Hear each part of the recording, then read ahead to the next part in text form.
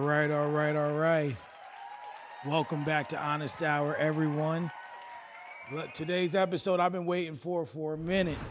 Let me tell you, this brother right here is one of the best basketball players I've ever seen with my two eyes.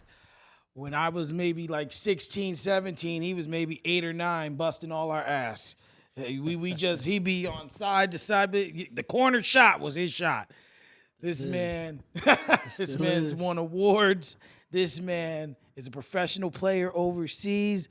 This man is also the editor of this show, one of the editors of this show on the network. My guest today is the one and only Don Fields. What's up, baby? Yes, sir. Yes, sir. Finally here, bro. What's up, man? I'm chilling, man. I'm chilling. How are you? Pretty good, bro. Doing good, man. Family's good? Everybody's doing good, bro. It's another day. Another day, bro. Above ground. Yes, sir. So the most important question I'm going to ask you on the interview is the first question. Scale of 1 to 10, how's your mental health today? I probably woke up at like a 7.5, but I just came from coaching some kids, and that energy that they bring, even though they be going crazy and stuff, but that energy that they bring that kind of raised me up to like a 9. Okay. I'm feeling good now. Feeling good now. So where were you coaching at? Over at the at the Armory, they got this like camp or program or something that they do for like the community or whatever. So wow. Just like maybe like 5 to like 10 years old. So it's not like going through drills. This is really like almost babysitting kind of. Yeah. But like just having fun, and they bring in energy, and it's just cool to kind of give back. Absolutely, absolutely. Especially considering like you're from the area. You've definitely have grown. And, I've been one of the people to see it like in real time. Maybe I've never been to one of your games in like reality, but I've just seen the growth, from, and we're going to get into all that, of course. But obviously we're going to start at the beginning. You're originally here from Newburgh. Sir, St. Luke's. St. Luke's Hospital. Born and raised. What was your experience like growing up in Newburgh? I think my experience is probably a little bit different from a lot of people. Like, I grew up in the town of Newburgh, like over in Meadow Hill, so I was away Shout out to Amber Fields. Yeah, Amber I Fields. know. Shout out to Amber Fields, man. I know when they see it, Jamal, Jerron, whole Eric, Williams Will, family, Mikey, Max. all y'all gonna be watching. Yes, sir. Like, them is the guys, them is family, man. Absolutely. But, growing up, like you said, in Amber Fields, like, it was suburban life, bro, to be honest with you. Like, I didn't have to see certain things that, people in the inner city might have to see or, like, experience early on as a kid. So that kind of shaped me, but I pretty much grew up right up the street at the Mount. Yeah. So that pretty much shaped the basketball player, the person that I am today. So I'm gonna just get right into this quickly. Yes, sir. Let's get it. You obviously you've edited every episode just about of this show. I already know the ins and outs of the show. So you I don't even have to explain it. I already know. You already know what it's time to do. Know, and being bro. you my guest, yes, sir. I got NBA honest picks today. Easy. NBA honest picks. There's a couple music ones at the end, but it's about 20 of them. Music, not my expertise. I would say I'm not like a music connoisseur, but I got my opinions. It's the big fish, though. I got my opinions. So we're gonna start off with a light one. Kyrie or Luka? Kyrie, bro. Kyrie, if you put, bro, the fact that you didn't even let the second one come out. It don't even matter, bro. I'm gonna tell you right now, bro. Like, Kyrie, like, you could put anybody. I don't care who you name, bro. You could say Jesus Christ. I don't care, bro. It's Kyrie every single time. Like, to me, like, Kyrie is the best basketball player to ever touch a basketball, to be honest with me. Like, he could do everything on the floor. He could shoot, pass, dribble. He could even do all that stuff with his non-dominant hand, like, just as good as he can with his dominant hand. So, like, to me, like, he's the most complete basketball player that has ever touched a basketball, bro. He just happens to be under 6'5", and he ain't 6'8", 260 like Bron, or 7 foot like KD. You feel me? But he just as lethal, just as deadly.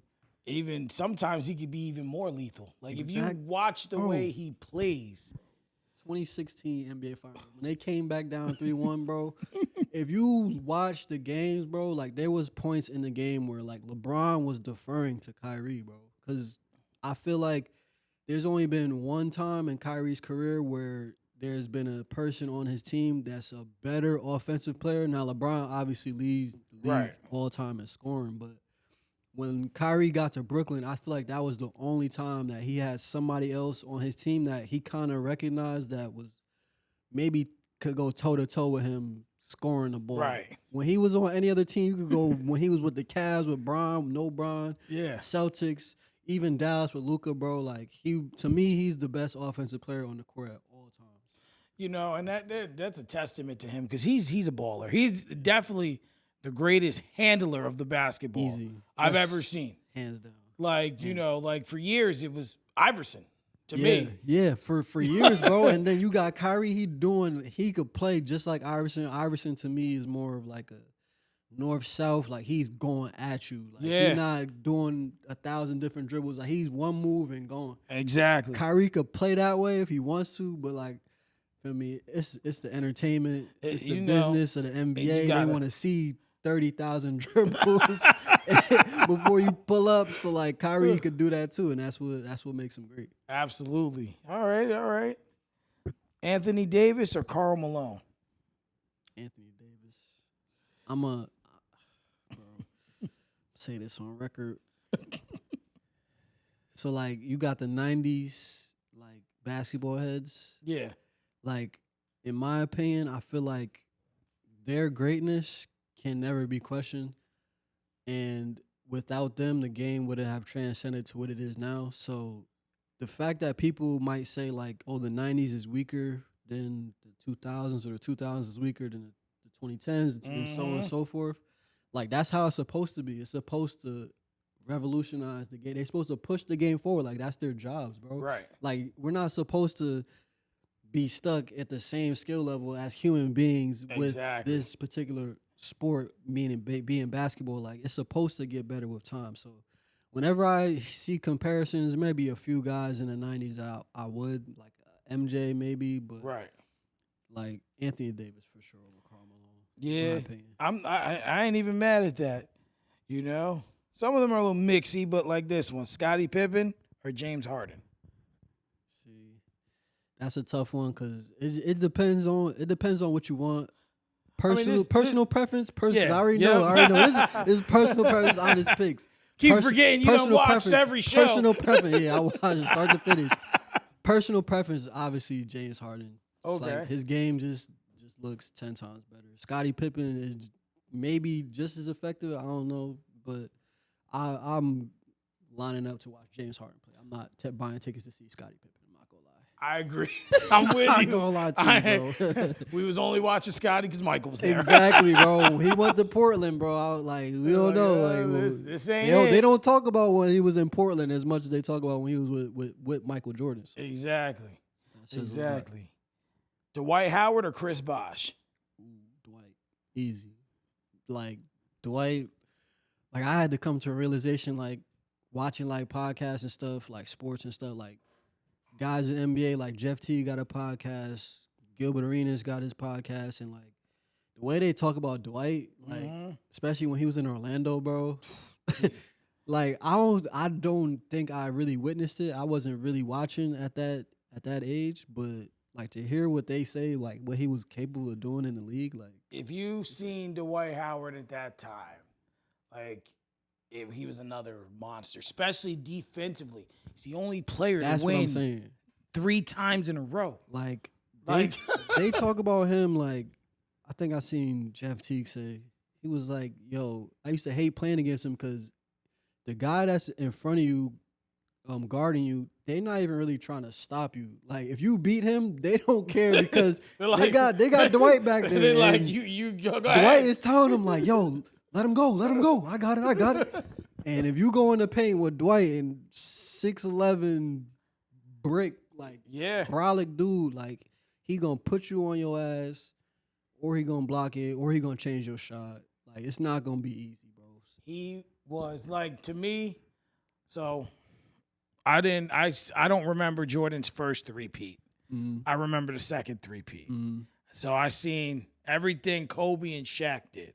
Yeah, Shaq was dominant, so dominant. Dwight Howard had that same level of dominance. That's what I'm saying. And I That feel like same level. people don't necessarily recognize because he didn't win a championship at that time. Right. Like if you don't win a championship, and you know what ring culture does and recency bias, but like if you won a championship, like people probably have a whole different perspective on him. Exactly. And I think that championship, because he didn't win it in Orlando, Yep. that's why they didn't make him a top 75 player. Yeah, and he still won a championship. still got And one. the championship that they won in the bubble, like that's probably one of the hardest things ever. Like in life. You locked up 24/7, taking COVID tests every single day, 3 times a day, I think.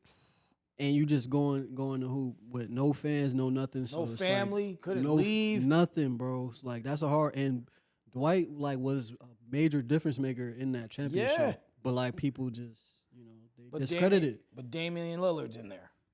Yeah, no, Dwight not being top 75 is criminal, bro. Yo. It's criminal. I'm Like not then gonna lie. I'm looking and there's people I never even heard. I'm like, yeah, bro. I'm like, I've never even dawg, heard of you. You got dudes from like the 60s and 70s in there. And it's like, bro, come on. We talking about Dwight Howard, bro. Like, let's why, be real, bro. Why are you here and he's not? Yeah, let's be real, bro. Let's keep it a buck here. Oh, man. Next one. Reggie Miller or Ray Allen? I'm going to go with Ray Allen just because I don't really like Reggie Miller right now.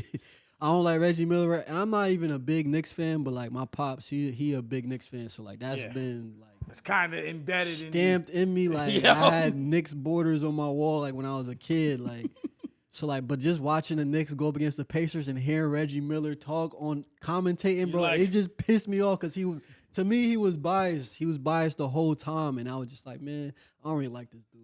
And I don't think anybody from like the 90s, they don't like Reggie Miller too because of what he did. Only Pacer in fans. 94. Yeah, just Pacer fans. But like he's a great dude, great player, great shooter. I'm a say Ray Allen only because that OG Ray Allen on the Bucks, bro, like different. Like he second to none. Yeah, he changed into becoming a shooter just because that's what he had to do for his career. But like before that, like bucket. And then what? I think he's number 2 now, right? Yeah, All-time 3? Steph is 1. Yeah, Yeah. Steph. And then Miller's 3. So Yeah, I mean, Miller's 3. So they right up there. I'm going Ray Allen. I'm not gonna lie. Okay. I gotta go Ray. Carmelo or Paul Pierce? Ooh, that's tough. That's tough. Ooh, damn. See, I want to say both, but I don't like when people be saying both on the pod. That's cheating, man. That's cheating, man. You don't That's like cheating. the easy out. Yeah, just take a pick, bro. Just take a pick. I'm gonna go. Might have to be like Nori and on Drink Champs. Might have to bring the shots out. I'll be. Whew, sheesh. I'm gonna go Carmelo, bro, just because I like what his game looked like more. Okay. Like Melo could give you 50 with no dribbles. Like he don't got to dribble the ball. Like he catch it 1-2 jab, pump fake, and then he pulling in your face, and there's nothing you could do. Like yeah. I like Melo's game a lot more than Paul Pierce, but he was a dog too. Oh, yeah. He was a dog. Even though, he tried to say he had a better career than Dwayne Wade. Yeah, bro. And you know then these Jalen dudes get Rose- on. These dudes get mics and stuff. They get to saying all types of crazy shit. And then I don't know if you ever seen it when Jalen Rose broke down. yeah, I everything remember that. Dwayne Wade did. Even KG was like, bro, stop it. Like, Paul Pierce, your he just own looked- teammate was like, bro, stop it. Like, He looked relax. so sad. Like, stop, bro. Like, what are you talking about? Like Dwayne Wade, like, come on now. You was cold, Paul Pierce. You was tough, bro. But Flash was a little different, bro. Definitely. A little bit different, bro. Definitely. Gary Payton or Russell Westbrook? That's a good one right there. I like that one. I'm gonna just say Russ, only because Russ is getting you points, rebounds, and assists. Like he's doing everything out there. Like Yeah. and he's an MVP. Like Absolutely. you gotta say Russ. Like Absolutely. Gary Payton, Hall of Famer, clamps, seatbelt, whatever you want to call it.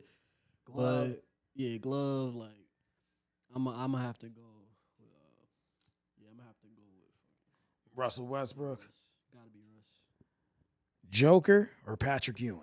Joker, easy. Joker, bro, that's gonna be a tough conversation they're gonna have to have in a few years, bro. Because people say like Shaq best big or whoever they might say is the best center of all time. I'm sure you've seen on when we be doing the nerd camp clips, and you see me and Raj be arguing. Yeah, bro. I'd be ready to fight him. I'm like, bro. Bro, you can't deny But now it's what that starting to man- get to that point, and then I also think if he wins another championship like even or another championship, MVP, Like you could even argue he should have won MVP this year.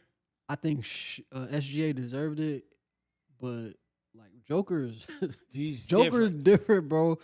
I feel like if it wasn't for like who he had around him, like they probably would be in the finals right now. Like, Absolutely. they just didn't have the right pieces that they had back when they won it. Like they need shooters around Joker because he controlling everything. Like, Exactly. You can't double team him because he could pass it. And if you guard him 1-on-1, he's gonna gonna score do on what you. he does. He's gonna score on you. It's just not gonna be a dunk. Or he's going to contribute to the Or score. he's gonna contribute to the score. It's just not gonna be a dunk. It's gonna be a little floater, touch, a little layup. He gonna flush it or whatever. But you feel me? He dominant, bro. Like Joker for sure. Over Patrick. Oh, man. I ain't even mad at that. I ain't even mad at I that. gotta go Joker. All right, this one might be a little out of your scope, but I'm going to say it. David Robinson or Moses Malone? A little out of my scope.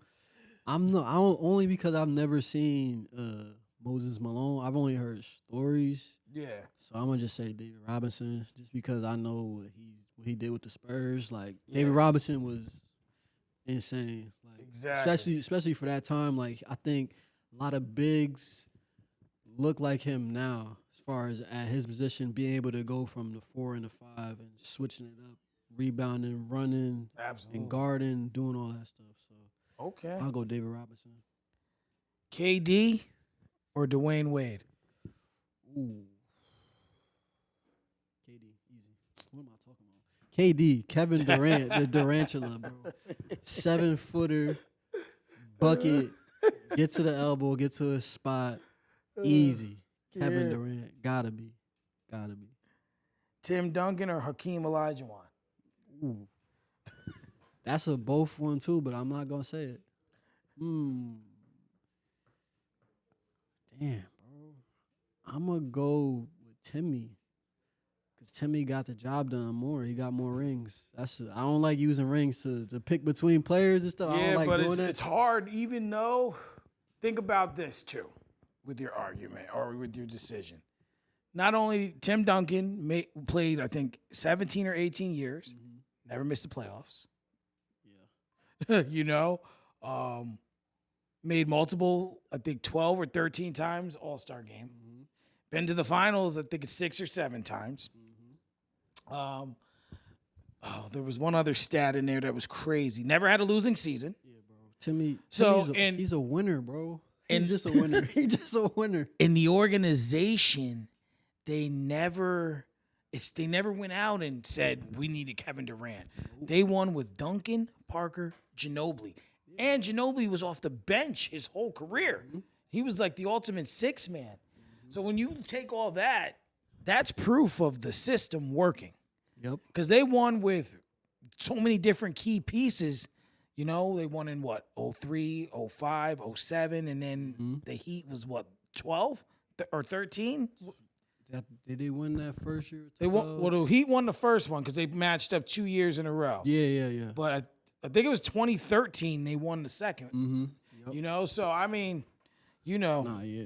I ain't even mad. You can't deny what Tim has done, man. He like just a winner, bro. Exactly. Point blank period, just a winner. Exactly. Giannis or Kawhi?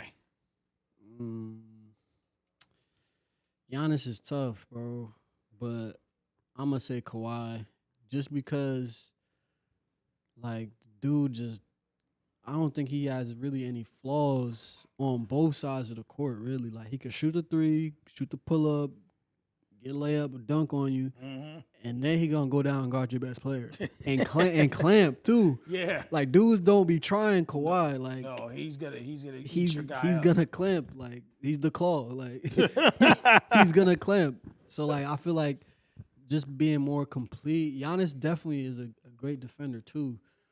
But as far as offensively, I would take Kawhi. So I'm gonna just pick Kawhi. Fair enough. Then, all right, I'm gonna save that one. Chris Paul or Isaiah Thomas? That's tough too. I'm just biased towards closer generation. I'm gonna say Chris Paul, man. Okay. I know Isaiah Thomas was crazy, crazy good. So it's not a really any gap. Really, they damn near the same. So that's really a both. But I prefer Chris Paul. I like the modern guard. So I'll give you that.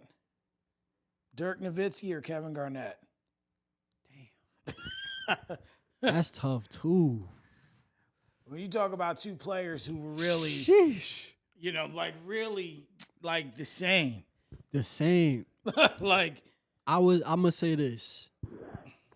I'm only gonna pick KG because I would rather have KG on my team. Just because like KG, the energy that he brings to the court, like when you got somebody like that on your team, like that was like when I had Slink. Yeah. Like I know Slink is knocking shit if motherfuckers get to acting crazy. KG's knocking shit if motherfuckers get to acting crazy. I'm like Rondo, I come in the paint, somebody knock me. I already know on the back end, Slink gonna get their ass. KG go get their ass. So I'm gonna say KG only because of what he does as a leader. Dirk is a great player. I would say better offensively just because he got the jump shot. Yeah. And he damn near got a shot create. He got kids shooting one-legged. You got kids shooting one-legged fadeaways now.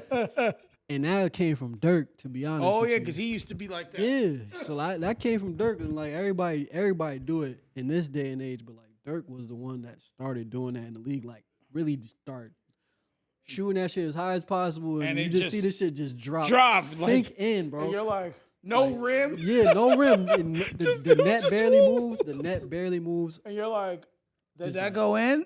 That ass. That shit is crazy. But I'm gonna go KG just because the dog. Like Okay. KG, Shaq or Kareem? it's gotta be Shaq. I'm gonna say Shaq. Kareem got the unstoppable shot, of course, the hook shot. Very storied career. He's a winner too. But like the dominance of Shaq, bro, like you can't do anything with that. You can't double team, you can't triple team. There's nothing you can do. Yeah. Like he's flushing on everybody. Like, I always love like when the big is like, I'm just gonna dunk everything. Like, I don't care. I'm punishing you. And that's Shaq. So like I'm gonna pick Shaq. That's my preference. All right. Jason Kidd or Steve Nash? Sheesh. That's tough too. Another two guys that really, Yeah, that's close, bro. the only thing that really defers them is Kidd was able to get one ring in the end. I'm gonna say Steve Nash, bro. I'm gonna say Steve Nash. Honestly, I like Jason Kidd's game more because he has like that flair. Yeah. He got that entertainment, that show stopping, like no look passes, lobs, all types of crazy stuff. But like the way that Nash plays, like the amount of pressure he puts on the rim, like at all times in the game, at his size, like I feel like there's nothing that compares to that. Yeah. Somebody like even like now, like you got TJ McConnell, like Yeah. people might not have known who he was before, but like if we remember last year, like he was doing the same exact thing he's doing now. He was just attacking, pushing the pace, picking up the pace, pushing the ball up the court, getting steals. Like Steve Nash was that. Like he's pushing the pace at all times. Like you got to be able to run with us. That's the type of. This is damn near a marathon. Absolutely. Like, so like I'm gonna say Steve Nash for that reason. Yeah, Steve Nash was that dude. Not as a coach, but definitely as a player. Not as a coach. Not as a coach. Put that out there. My God. Damn, I forgot he was coaching at Brooklyn, bro. For those basketball people who will watch this or watching this, not as a coach. You got to put that out there. Hell no. God, he was in Brooklyn, bro. He was just sitting there with his arms crossed. Walking back and forth. Like, bro, make an adjustment, bro. Do something. Do something, bro. Allen Iverson or T-Mac? T-Mac is cold. Probably one of the best, too. But it's AI. No doubt about it. That's AI. Pound for pound. that's the best around. Like, you feel me? Like AI, like ain't nothing like him, bro. Nothing like him. One of a kind. Unstoppable. Got the swag. Push the culture. Like everything. Like AI, what he did for the game is just you can't take that away. I don't think anybody will compare to him. Never. Ever. Never. I don't care. Except Kyrie. It's the only person. It's the only person. Only Except one. Kyrie. Only one. LeBron or Steph? LeBron. I'm gonna say LeBron, bro. To me, bro, I'm almost over that hill, bro, where LeBron might be the best player ever. Like he might be the GOAT. Like I was watching some MJ highlights the other night too. I was watching a double nickel when he went in the garden. I was watching those highlights. And then I started watching LeBron's highlights. And the shit that Bron was doing, bro, especially when his first stint in Cleveland, like when he was young, bro, even the second one, like, but the first, like, 04, Bron, 05, that first run in Cleveland, bro, like, that was nothing like anybody's ever seen, bro. A high schooler. Yeah, literally, at 18, like. Came in and looked like he belonged with the boys. Bro. You went from people like this to KG, Dirk, and Kobe the next year. Yeah, so I'm a just go with LeBron, but I will say this, like, after watching Steph in the Olympics, that was the greatest shit I ever seen in my life, bro. I'd never seen nothing like that in my fucking life. When Steph did that last game against France, bro, that shit was amazing. But I'm going to go Bron. Now, I know you don't like to utilize the ring argument. But right now, they're both sitting at 4. Sure. If one gets... Put it like this. Reason why I say that, Steph got one Finals MVP? I believe, yes. Just one. Right? And it was the last one, and I think they gave it to him because he felt bad. Yeah. So, this is my argument with people when they talk about, like, Steph. Like, okay, Steph is great. Way he plays, everything he does. He's great. But if you're going to bring rings to the conversation when you're talking about Steph, like, I feel like it hurts him because there's some rings where he wasn't the best player on his team. When he was with KD, like, KD was the best player on the team. Yeah. So if you want to talk about rings, okay, LeBron was the best player on his team for every single ring he got. That's true. Every single one. There's no doubt about it. And his stats showed it when they played.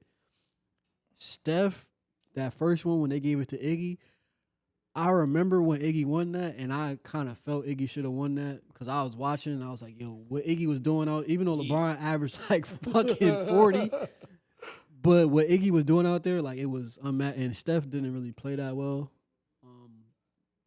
And then they lost the next year, 2016, and they went and grabbed KD. Yeah. So, shit, bro, I would say two of those rings that he got, he wasn't the best player on his team. So that's my argument when people bring arguments up, when they argue about rings when it comes to Steph. Like, Steph wasn't the best player for 2 of those rings he got. Right. KD was. Yeah. And the other thing is, too, I look at not rings also, just rings. I look at accolades. Mm-hmm. LeBron is almost like top 2 in like any kind of statistical category you could think of. I think except assists, he's like 5th. Yeah. And like steals, I think he's like 9th. But other than that, maybe not even top 2, but at least top 5 in almost every other thing. When he retires, bro, it's gonna be a sad day, bro. But then someone created a narrative to make LeBron look bad. I seen it recently. Someone did the math that Michael Jordan did everything he did. They said he had a 15-year career, technically. I think it was 15. But they said one season, they said 1 year he broke his foot. Yeah. And then there was something else. Another year he played with the Wizards. So they're like, when you think about it, he only had a 13-year career and did all that. Bro, when he played with the Wizards, I think he played all 82 games. He did. He played the entire season. He did. So we're just going to subtract the whole 82 games. That's what we're going to do. Come on now, bro. like, nonsense, bro. Yo, these people. They be moving the goalpost. When it comes to that argument, like people move the goalposts all the time. But it's like I don't know, bro. I think we getting to that point where we just gotta recognize that Bron is the one, man. He just might be the one. Yeah, and I think if they figure it out and he gets that coveted last ring, one more, it's over for that. It's over for Bron. You don't know more. They brought Luka over there for a reason, man. Bron about to be on his way out. And then they smacked. Yeah, Timberwolves smacked him. Yeah, they might be out, bro. Bron might be going on his farewell tour. Yeah. Michael Jordan or Kobe? Damn, bro. I'm about to say, I know it's slinking here. Damn, bro. Damn. You know what? Fuck it, bro. I'm gonna say Kobe, bro. I ain't mad at it. Only because now, as far as who had a better career, I'm gonna say Jordan. Obviously, Jordan had the better career, but if we talking about the player, like Kobe mirrored his game after Jordan. Right. So that means he took everything Jordan had, everything he had, and molded it into his own. So to me, he's like Jordan 2.0. Jordan-esque, yeah. 2.0. And when you say 2.0, 2.0 is always better than 1.0, right? You get a fucking most times iOS update. The fucking update that you get here is better than the last one. So I'm gonna say that Kobe was an updated version of Jordan. So I'm gonna say Kobe is better, bro. Okay, they're the same, but I feel like you could go either one. You can go either one. There's no wrong answer there. No wrong answer. Hell no. So I got 4 music ones. These are just some GOAT debates here. Say that. Biggie or Tupac? Biggie. Because of New York. That's what everyone says. I'm a Pac guy, but I've been out with. I know Pac is like way bigger than Biggie as far as his global impact. But as far as listening to like the music, I'm more so gonna lean toward listening to like Biggie than Pac. Okay, I ain't mad at that. Whitney Houston or Aretha Franklin? I'm just gonna say Aretha. Hey, listen, there'd be like people say Whitney. Love playing that in the crib, cleaning. Playing that in the crib while she cleaning, man. Stevie or Ray Charles? Stevie Wonder or Ray Charles? I was just seeing Stevie still out there doing shows, bro. I'm gonna say Stevie because he's still outside. Stevie's still outside, bro. Stevie's chilling. He's still doing it too. So I'm gonna say Stevie for that. Sidebar. I'm starting to believe Stevie Wonder can really see. Bro, you always gotta do that too. You always gotta do the Stevie Wonder joke. Oh, bottle of the blinds. Damn, I remember that. That shit had me. I was literally at the desk, bro. I heard you say that. I was crying, bro. I was dying, bro. Oh man. And then obviously you know what the last one is. Because you've seen every episode. Michael or Prince? Ooh. So you caught me off guard. I thought you was about to say Kendrick Drake. No. I was like, I know how you feel about that. But you said Michael or Prince. I'm going to say Michael. Michael? Michael's a goat. I thought you so you was about to say Kendrick Drake. I was about to say, ooh. Like, well, wait a minute. We getting touchy here. Deadass. Oh, man. So, other than basketball, what were some of your interests and hobbies as you grew up? So, first sport, I'm big. I've always played sports, bro. Like, that's been, like, my life. I've always been an athlete. Just hobbies, like video games, shit like that, bro. Yeah. Little shit. Now it's editing. Yeah. But football really was the first, like, sport that I was, like, felt like I was, like, really good at, or I knew that I was good at. Like, basketball, like, when I was like 8, because I always played a grade above mine. So like I was always getting my ass whooped, bro.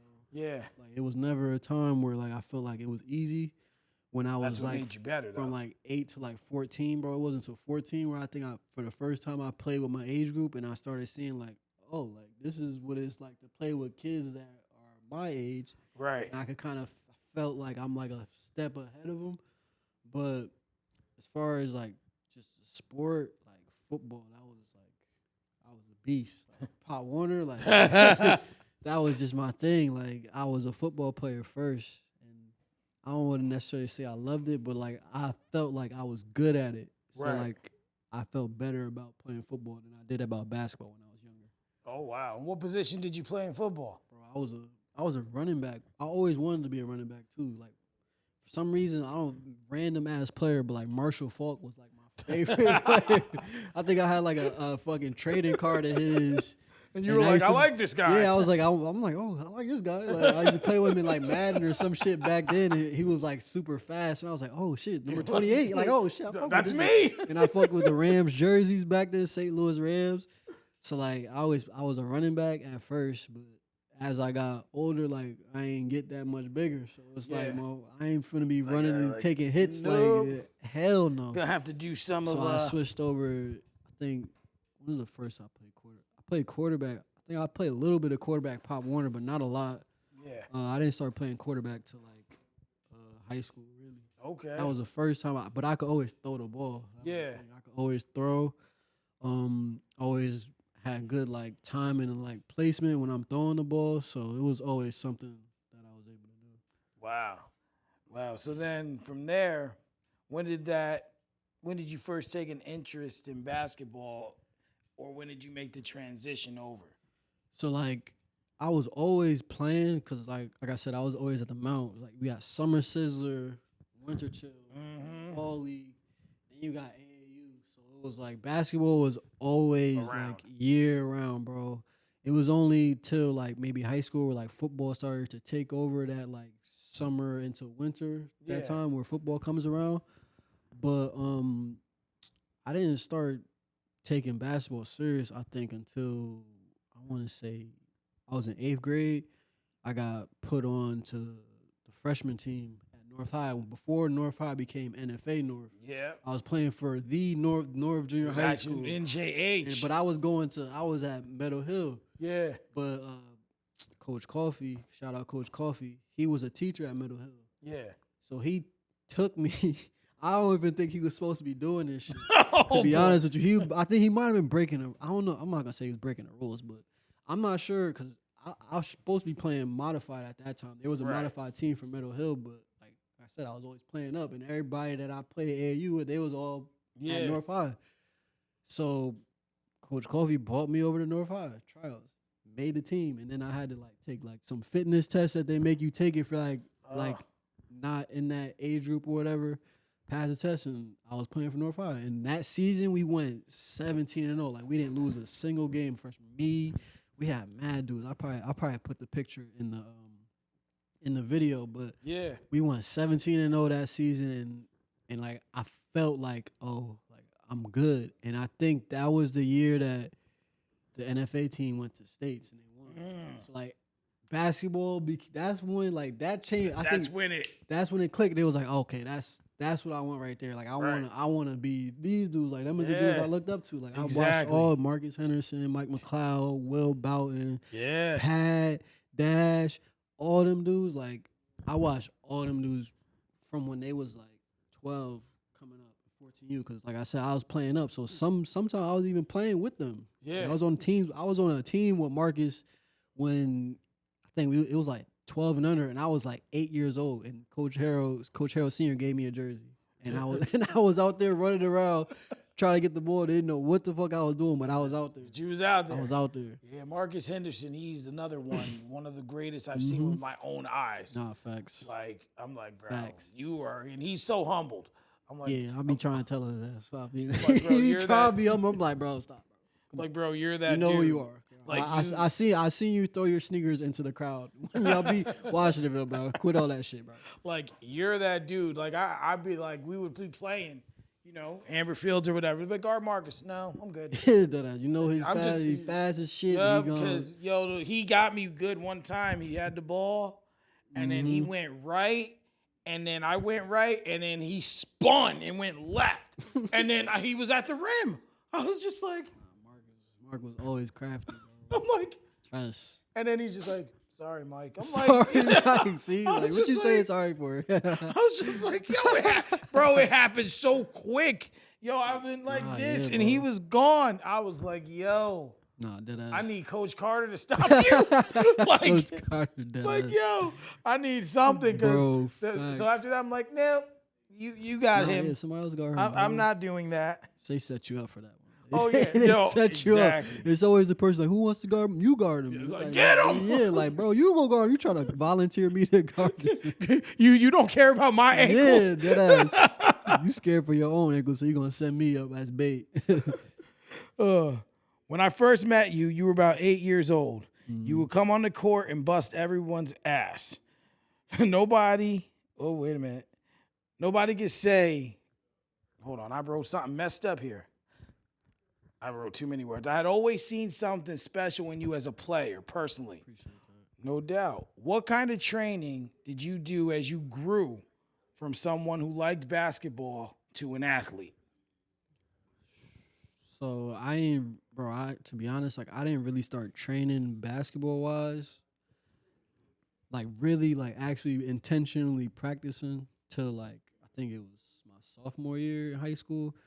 Sophomore year, I was on varsity, and I was playing football too. So mind you, football season came first. So you play football.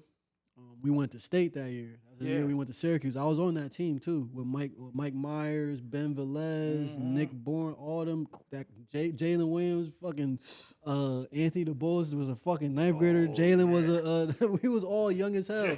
Yeah, we was all young as hell. But that season, finished football. But I think just that experience of going to state like kind of changed my mind frame.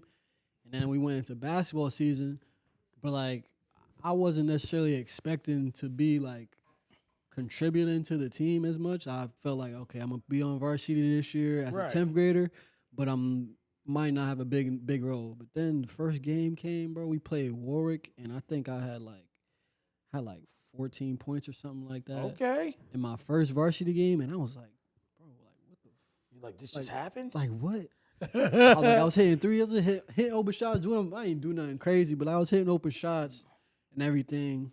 And then I was like, you know what? I'm probably about to just start like practicing shooting, because I was always just in the gym because we had summer sizzle, winter chill. Yeah. Every single night that all the leagues finished, me and my dad, we might stay for like 5-10 minutes and like shoot or whatever. But then I started intentionally training in 10th grade, and like I just started seeing the results. Yeah. As the season went on, like I started to do more and more crazy shit. Like I remember we played Monroe, and I had my first 30-point game in varsity, and I was in 10th grade, and I was just like, bro, like this is what's coming from me putting work in. Right.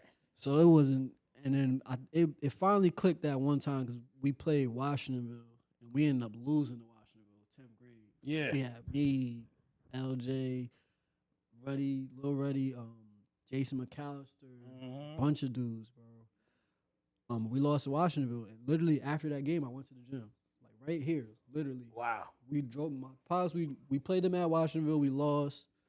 We drove straight here, and I started putting shots up. And then ever since then, I was just like, all right, like you gotta start practicing. Like you gotta put the time in to the game if you want to see results. That's some Mamba mentality. And ever since then, I've always been like, all right, like don't come to the gym with me if you're not trying to work out. Like, you're not about to just be hooping and bullshitting. Like we gotta do some shit. Doing first. game-like moves. Do some work first, and then we could get to playing. But Right, but you gotta do the work, put in the time, put in the effort. I don't know if you ever heard the story, and like Kobe's one of my biggest inspirations. And it was Jay Williams talking, and he was saying that he went to the gym, he seen Kobe working out. He's like, yeah, I worked out hour and a half, and then I just sat there and watched. He worked out for another 45 minutes, and he goes, that night he had like 36. He bust our ass, and he said, I had to know. He said, I went up to him and I said, yo, why do you work so hard? Like, and he's like you were saying, he wasn't just shooting around. He was doing game-like moves. You gotta be like, intentional. Yeah, and he goes, why were you doing it? He goes, because I seen you come in. Yeah. And he's like, and I want you to know that you're not going to work harder than me. I'm like, what you want him to say, Jay Williams? Yeah, like, you know, this is the guy that would go, like. Talk about the killer, Kobe. Like, did you see the documentary on Team USA Yes. when Fucking crazy. and how all the players they would go out Mm-hmm. and they'd come in at 4 and Kobe's going to the gym. Yep. Mm-hmm. And then suddenly Suddenly, they started going to the gym with him. doing that shit. You know, like Yeah. it's just To me, that's like the perfect leader. Like, you don't got to be the person that's the loudest or whatever. It's like you leading by example. And right. I think it's more so like people saw the results, like what made Kobe Kobe. But like Right. when you're his teammate, you see a whole different perspective of a player. Like when you're on his team, like it's one thing to like watch somebody on TV or like watch film of somebody, but when you get to watch somebody with your eyes and then let alone be on the team and you got to practice with this person every single day, or for that Team USA, you practicing with this person for like you with this person every day for like a couple months Right. out the summer. So you start seeing what he actually does. Now you're like, all right, now I gotta get step my shit up. Now I get it. Now I Yep. see why this works for him. Why he's at the spot he's at. Exactly. And I think that's what makes people want to follow that. Exactly. And that's where it sounds like you kind of had your headspace as well. Was like, I know I got to put in the work, in order to get to where I want to go. Yep. Hell yeah, bro. What are some things that you do to practice or get into the zone for a game? I'm real. No, I won't say superstitious, but Excuse me. I have like a routine. Like every time, like I'm not like the type of guy like listen to music every time, because like there'll be sometimes like I'll listen to certain music and I'll be like play the game and I'm like, oh, I had a good game. I'm gonna start listening to that song before every game, and then I play bad and I'm like, all right, it wasn't the fucking song. Like, it wasn't the music that gets your head right, bro. It's none of that. So then I started like doing certain things. Like it's like, all right, every time I step on the court, I'm gonna do my ball handling. Almost like what Steph does. Steph, every time he gets on the court, you see him doing the ball handling with the fucking tennis balls, 2 basketballs, all that shit. So I was like, all right, I'm gonna do that too. I'm gonna have like a routine. Get on the court, do all my stretches, do my ball handling, shoot free throws. Mm-hmm. Then I know like, all right, I'm locked in. Yeah. And everything after that is what it is. But like, I just know like I have to, if I start or initiate the process a certain way, then that's how I lock myself in. Okay. So when you're not having a good night Mm-hmm. and your team is down, how do you contribute to your team to get the most success?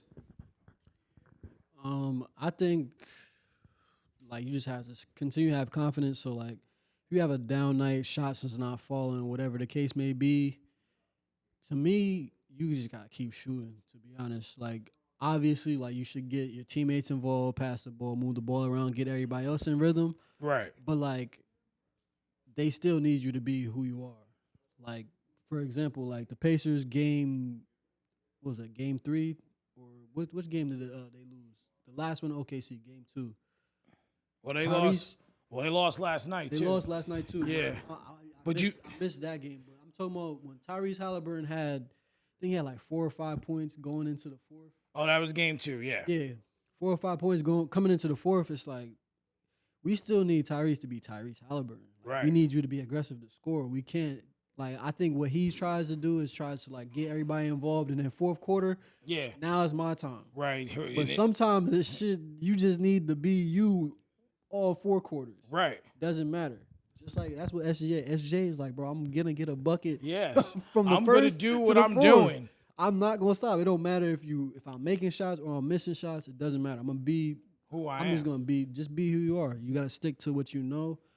Don't deviate from anything that you're not used to doing. So like if it's a bad night, like bro, I always say basketball is a make or miss game. Like Right. you're not gonna make every shot. Right. That's just what comes with it. Yeah. And the other thing people don't realize is, all you need is 3 easy buckets a quarter.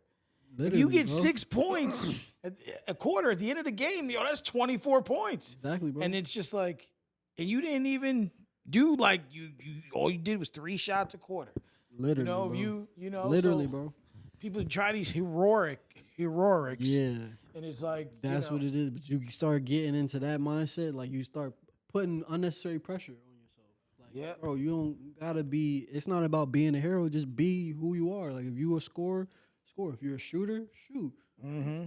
Okay, yeah, you might have missed the last 3 or 4, but this 5th one, You can make you it. supposed to shoot this one. Yep. Maybe the other 2 was bad shots. You shouldn't have took it, ill advised. But now this one, you're wide the fuck open. Why are you gonna pass this one up Exactly. when you're wide open? You're supposed to shoot this one, so just shoot it. Just shoot Stop it. thinking about the pass shot. Those shots happened. Yeah, exactly. It's just You like can't take it back. Just like yesterday. Yesterday happened. Yesterday happened. I bro. can't go back to yesterday and fix it. Can't. Yesterday's gone. I got to worry about right now. Exactly. Right now in this moment, this is what we have to do. Mm-hmm. This is how we have to win. Exactly. Just stick to it. What's the biggest thing you've had to overcome thus far in your career? I would say was getting my first job to go overseas because I graduated from Cal Poly 2019. Mm-hmm. So that first year out of college, or that summer, I stayed in LA. I was living in Riverside. It's about an hour east in the Inland Empire. Okay. Now, if you don't know, Cali got, bro, to be honest, Cali probably got, I'm going to always go with New York, but like Cali probably got the best hoopers in the country, bro. Oh, wow. I'm talking about like, and then the Inland Empire itself, like how many pros that they've, like Kawhi Leonard, like there's a whole list Of pros. whole list of pros. And then if you just go there, like I was living out there, and shout out my boy Vic. I was with my boy Vic all summer. He was my teammate at Cal Poly. Right. And we was just training the whole summer. And the amount of pros, like just pros, not even, maybe not NBA, but like just pros, like dudes that, like if you ever watched them play in person, you'd be like, God, this might be the best player I ever fucking seen in my life. Like there's so many out there. So I was living out there and training. So like obviously I'm in my mindset, like I'm about to get a job. Like initially, like I was like, I want to go to the G League, but it was like, bro, that's a whole different beast. Like trying to get into that, you need the right agent, right connections, and all that type of shit. So I never got signed. I didn't get signed to go to Europe. I didn't get signed to G League, and I went to G League tryouts. I did all this and that. Yeah. But didn't get any jobs. So then went that whole year, basically didn't play. Another summer in Riverside, training, working my ass off. Right. Getting ready. COVID hit. So mind you, 2019 I graduated, June 2019. I didn't play until that following summer, I think it was 2021, and I didn't get signed until like fucking late, like the last week in August. And I swear to God, I had said to myself, I was like, man, this shit, it's hard as fuck to get overseas. Like, I know that, I understand that. Like, maybe this shit not for me. And I was like, if I don't get a contract by fucking September, and mind you, it was August at this time. August is about to end, and like, August is about to end in like 2 weeks. I'm like, I'm about to fucking hang this shit up because I'm tired of going to the fucking gym every day trying to get ready and shit. Right. And it feels like I'm just empty time. Like I'm wasting my time almost. And then fucking my boy called me. He was like, yo, there's this team in Bosnia. Fucking, you ever heard of Bosnia? No. Bosnia-Herzegovina, bro. It's Eastern Europe, fucking near Serbia. Where Jokic, it's basically the same region where Jokic is from. Okay. And Luka Doncic. That's that region. They got fucking hoopers out there. So my boy called me. It's probably, bro, it's like late August. My boy calls me. Marcellus, shout out my boy Cell. He fucking, without him, I probably wouldn't be playing right now. He called me. He was like, yo, there's this coach in Bosnia. It's not a lot of bread, but you get your foot in the door. To start. He was going to sign me, but I got another deal, but he needs a point guard. I could send him your film if you want. And I was like, yeah, bro, send it.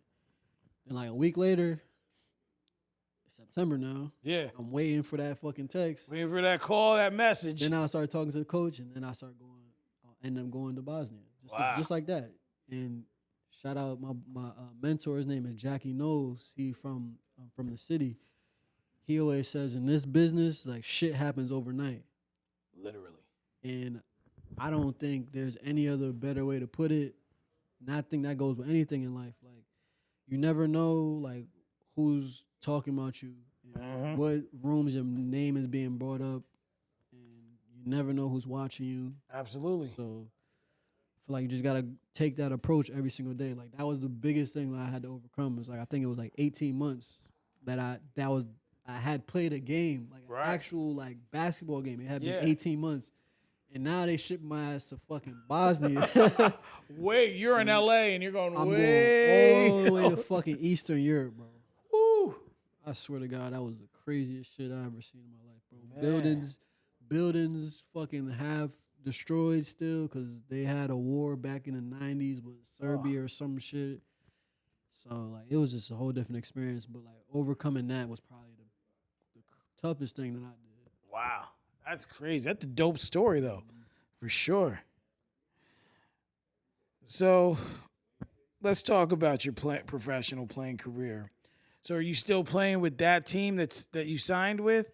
Because I'm not really sure how overseas professional basketball works. Obviously, I know NBA. Yeah. So, like, I don't know how the differences work. It's similar to the point, like, you sign a contract. Yeah. And that contract is up, you're a free agent. But in NBA, they overlap the contracts kind of in NBA. Like, you got guys that opt in and out of contracts and become free agents. Like, it don't necessarily work like that overseas. Like, you get signed for, like, one season most times. If like you're a top-tier guy, you might get signed for, like, maybe 2 years. But that's, like, if you're making millions, like, they want to sign you long-term. You can even sign long-term at a lower level, but it's really not in your best interest because you could outplay your contract, which is what most people would do. Like what I did when I went for my first season, like it wasn't for a lot of money, but obviously I'm a lot better player than the competition that was out there and then what I was being paid. Right. But why would I sign for 2 years when Right. I know I'm gonna fucking come here and kill? Uh-huh. I'm not trying to come back. I'm trying to move up. Because now you're stuck. So that first year you do real well. Now you're stuck that second year, and it's essentially it's wasting time. Exactly. You're waiting a year, and especially in a sport, is a lot of time. Yeah, exactly. So most contracts the contracts that I've signed have always been like 1 season contract. I'll say 1 season because I don't say a year because most of the seasons are like 7 to 8 months. Right. So one year 1 season contracts, and my first season was in Bosnia. Then after that, I signed to go to Ireland for 1 season. After I went to Ireland, I had another dry spell where I had no deal. I was home after I came home from Ireland. I'm probably about May, and So you're back in the States, you're saying? back in the States. Yeah, I came back home from Ireland after I did my second year, had a solid year. Didn't get any contracts though. I went from May all the way to November. It's like I was home and I was actually I was working up at Mannheim at the auto auction. Yeah. I was working up there the entire time and then going over here to the gym every day after I finished work. Right. For when that call Every came. day. And there was days where I was like, bro, I don't feel like fucking going today.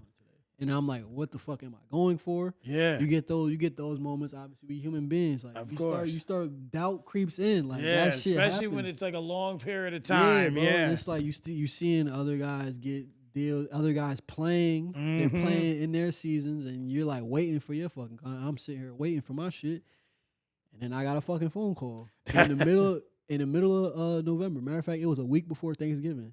And I was like, damn, I'm gonna be home for Thanksgiving. I ain't been home for Thanksgiving In a in minute. fucking years. I don't remember the last time I've been home for Thanksgiving. Yeah. Fucking 6 days before Thanksgiving came, my agent called me. Yeah, there's a team in Azerbaijan. Where the hell's that? Exactly. I was like, what the fuck, Azerbaijan? I was like, what the fuck is that? Where are at? we going? But I was like, fuck. He was like, yeah, bro. I was like, yeah, I don't want to have like a gap year, which is like you have like a You don't play. Yeah, in between my resume. So I was like, fuck it, I'll go. You had to Literally go right pack away. my shit in like I had like maybe 5-6 days, maybe like a week maybe. So literally within that, I think it was like 10 days. I got the phone call before Thanksgiving, and I was gone 3 days before Thanksgiving. So Oh. a week later, I had to pack my shit And go. and get the fuck out of here. Couldn't give you Thanksgiving. No. Because then that's a law. It's like a lost opportunity. So pretty much when you're in that weird moment, and then they call you, it's you kind of have to jump. Shit happens overnight, bro. Shit happens overnight. I'm trying to tell you, bro. That shit happened to me twice already, and then doing this shit happened to me twice. Wow. Like there'll be times where like your phone, you're not hearing shit. You're not hearing nothing from your agent. You don't know about nothing going on. You seeing other guys signing shit, and you're like, "Fuck, bro, where the fuck am I going?" Right. And then next thing you know, boop, you get a fucking text. Oh yeah, there's the team, this and that. Oh shit. Where am I going now? When do we need to be? Tomorrow. Like, What the wait, fuck? That's how the shit be, bro. That's really how the shit be. I swear to God. So right now, are you in one of those in betweens again since this season? Yeah, it's like right now, like I'm waiting for contracts, bro. So it's literally like a waiting game every fucking summer. Yeah, so that's one of the downfalls. Summer. So even though that a 2-year deal it hurts. It gives you that security, but you don't really necessarily get to that growth. So like the team that I just played with in Iceland, they wanted me to come back, but I'm still trying to test the market. I want to see if I could get something better. The situation that I was in was solid. Like, feel me? I was editing. I had my setup, and everything was smooth. But it's like I'm always gonna want better. Like I've always said, even when I was in high school, like I want to play at like the highest level I possibly can. Exactly. That's the fucking NBA. Then that's the NBA. Wherever that I end up, like I just want to go as high as I possibly can. Yeah. So I'm always gonna look up everywhere. So I'm signing 1-year deals. Yo, that's what it's gonna be. Unless they give them good money, then okay, 2 years you gotta have to really give me some good bag. But so I don't know if I should ask this, but I'm gonna ask it. What is the pay scale like overseas? I mean, if you don't want to give exact numbers, I'm cool with that. But I just want to give the general consensus. I'll give you the number of my first contract. Bro. Okay. 0. Oh. 3. Oh, that was just. Bro. So mind you, I told you I was thirsty. I wanted to fucking play, bro. I was gonna do anything to get my foot in the door. So try out. I was looking, yeah. So, like, mind you, my boy, remember I told you, he called me. It's August. I remember I was in New York City. I was chilling. My boy Vic, he was over here. My boy Sel called me like, yo, Don, there's this team in Bosnia. They need a point guard. I was like, yeah, send me the coach's number. So then week go by. Coach called me. Yeah, Donovan, how you doing? Yeah, man. Heavy accent. That's my boy, too. His name Hassan. He's like, yeah, we don't really have money to pay players, but I really like you. We pay for your flights, and so like when you go overseas, they pay for your meals, they pay for your room and board. Okay. So like, I knew I was gonna get food, and I knew I was gonna have a place to live. Stay. So I was like, fuck it. Like, he was like, yeah, we don't really have money to pay. So like, fuck it, sign that shit, get over there. Come to find out, all these motherfuckers on my team is getting paid. All the domestic players. This is within the first week that I got there. Mind you, I was on the phone with him. And he was like, "Yeah, we can't really pay players." I didn't know he meant like we don't have any more money in the budget to pay me. Okay. So I was like, you know what, bro? I was like, this is what you asked for, bro.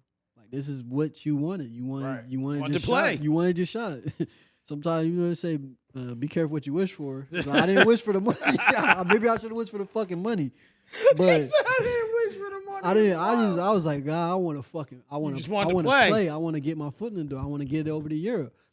So I get over there, and I was playing so good. The dude ended up fucking paying me, but it wasn't like it was a lot of money. Right. Like, he ended up starting to pay me, but like when you're starting off in like them early stages, bro, it could be ugly, dog. Oof. It could be ugly for some dudes. Oof. It really just depends like how far you willing to take this shit, bro. Yeah. That's really what it comes down to. Oof, man. Hey, sometimes we gotta sacrifice to get in there. Exactly, bro. So talk about a time you had to show dedicated teamwork on the floor.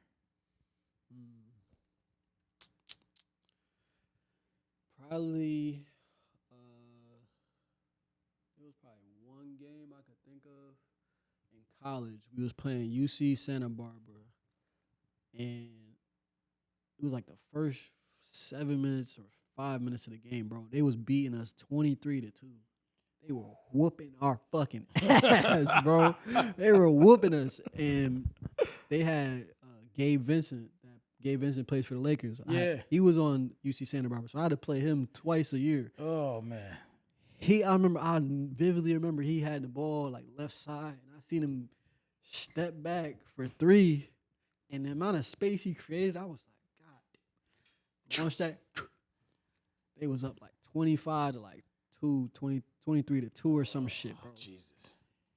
And I don't know what the fuck happened. I went into like a different mode, like some of my teammates went into a different mode, and then it was the last shot of the game. My coach, he drew up this play. We had practiced it before one time because we always used to practice like last second. He'll put like 5 seconds on the clock. Yeah. He would draw up a play for the offense and then have us guard it and like try to get like that late game scenario type of thing. Yeah. So he was like, Don, you're gonna take the ball out. And he wanted me to throw like a baseball pass. I play quarterback, so Right. he was like, Don, you take the ball out. He was like, Marcellus, you're gonna take like a charge on the baseline to open up Don's view. Luke Meikle, you're going to run to the middle of the court. Don, you hit Luke Meikle, get a shot up. Motherfucker, get the ball, Yeah. inbound. I run. My boy Marcellus, he steps in front of the guy guarding me while I'm inbounding the ball. Yeah. Dude runs him over. The ref doesn't blow the whistle, though. So What? I'm like, fuck. So I keep going. And then I literally feel like I'm in a fucking football game, You're bro. like- I'm like this. I'm holding the ball like this, bro. I'm holding Trying it like, not to travel yeah, now. bro. I'm holding the ball like this. I'm inbounding the ball, and I see Luke, and I throw that shit. Hit him right in hit his numbers. Boom. Catches it. He goes to shoot it, and the dude on UC Santa Barbara fouls him, bro. While he was shooting. While he's shooting, and there we were down 2. And Luke Meikle gets to the line, knocks down all 3 free throws. We fucking win the game, bro. whoa. That was like, bro, that was probably one of the craziest comebacks. Like, they used to call it Mott Magic because our gym name was Mott. Yeah. Mott Gymnasium. I forgot what the rest of the name, but they used to say Mott Magic. And, like, that was, like, one of those moments where it was like, yo, Mott Magic. Because, like, we fucking had to execute one single play in one singular moment, and we did that shit together Yeah. to a T. And it worked out. Man, So, that's like, crazy. That was probably the best moment that I could think of. Wow, that's Our dope. Teamwork. That's dope right there. Like, you know, he said, I heaved it. Yeah, bro. Like, Launch that shit right now. it's choo. How do you handle criticism from coaches? Oh, that shit ain't nothing, bro. Yeah. Shit ain't nothing, bro. You grow up playing for Newburgh Zion Lions, and like I played for my dad for a few years. Right. So like playing for him like was always tough because he didn't want everybody to think he was showing me favoritism. So like He was harder if on you. if anybody was gonna get yelled at, it was You. me. Like every time he made me cry, like all types of shit. Like so getting through that made me tougher as far as having a coach. But they always used to preach like if your coach ain't yelling at you, then he don't give a fuck about you. He don't believe in you. He don't think you worth coaching. Yeah. So I've always looked at it as like if somebody's criticizing me or if my coach is criticizing me, like just take it with a, you know, I mean at my age now, like I'm an adult and like I'm a professional, and most times when I go to Europe, the coaches don't necessarily know more basketball than me, but I can't have that attitude. Like, Right. oh, you don't know what the fuck you talking about. I gotta just take whatever he's saying to me with a grain of salt, internalize it. There might be 1 or 2 things that I might be able to take. Right. Within that, I'll take that, and the rest fucking Just goes. in 1 year out the other, bro. Yeah. So that's where I'm at now with it. Like I don't, You just say what you got to say. yeah, bro. Get it over That with. shit don't bother. Like we had motherfucking Coach Brother, my pops, Coach Harold Senior when they was younger. Like they nice guys. Now. Like, Yeah. them coaching now. Like they don't. Brother might be the only one that be yelling, but like my pops, Coach Harold, like they don't be yelling like they used to. They used to go crazy on us, bro. It's kind of And like that prepared us. That prepared like for everything. right. Now if a coach yell at me, like when I was in college, my coach used to yell, but he didn't curse. Right. So I used to be like, oh, this shit ain't. You not even cursing at me. What are you yelling at me? What you doing, I be man? Like, Get your ass out of Get your ass here. out of here, right? You not saying no cuss word. You ain't calling me no. No, you act like a no. bitch. I remember Coach Brother was like, y'all act like bitches out here. Like, Well, it's kind of ain't like saying nothing. it's the same mentality as like, I know you don't have any children yet, Like, but you have nieces and nephews, and I'm sure you see that your parents are a lot different with What? them Oh my than they were with you, your What? brother, and your sister. Oh my God. Be letting them brushing them little girls, man, they crazy, bro. Be letting them get away with all type of shit. Oh. Bro, some shit that I used to be getting yelled at, they could do whatever the hell they want. Yep. My mom and my dad, they be letting them rock, bro. They don't be yelling at them. They just ain't got the energy no more. They would never raise a belt. Would never raise a belt to them ever. Like, Nope. what, bro? It's like, yo, you wasn't this nice to me. Yeah, bro. It's like, what the fuck? I mean, I can't And say. like, I got a younger sister too, so it's like I seen it too. I'm a middle child. I know Mike. Yep. Mike had it. My dad was hard on my older brother. He was hard on me. Then my sister. Your sister bro, got away with. what? He be letting Yo. her get away with all type of shit, bro. I be like, damn. Not I be only is she laughing the my ass baby, off.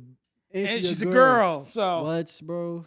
That's his princess. you just and then you was screwed Bro. because I don't care. I don't know. Middle child syndrome's real. Bro, My middle what? daughter goes through it. What, bro? I believe that shit. I be spending a lot of time. I'm used to being by myself because I'm a middle child. And I Like, think that shit helped me with my career. So it's like, 'cause fuck it. what? How many years older is Mike than you? 10, And how many years younger is your sister? 2 years. Your sister. What's her name? Is it Alexis? Yeah. Yep. She's 2 years She younger. came 2 years after me. Oh wow. So I only had 2 years of attention. had 2 years of just As soon of as the Don show, and then it was like, they cut that shit out. and then Mike was probably like 10 years, and now you want to have another one? Yep. And then my sister came, and I came his baby. Oh man, Where Don Jesus! at? I didn't. Yeah, oh man, that's crazy. Mhm. So,